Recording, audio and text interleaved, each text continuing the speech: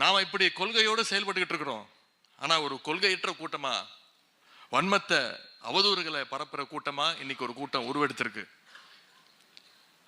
திராவிட இயக்கத்துடைய கொள்கைகளை, திமுக உடைய குரல்ல இன்னைக்கு நாடு முழுவதும் பரவுறதை பார்த்துட்டு பாசிச பாஜகவுக்கும் அடிமை கூட்டத்திற்கும் இன்னைக்கு ஒரு மிரண்டு போயிருக்காங்க. நம்ம சுடுதண்ணி வைக்கும் போது பாத்திரத்தில் தண்ணியை ஊற்றி ஒரு தட்டு வச்சு மூடி கீழே நெருப்பு வச்சு விடுவோம்.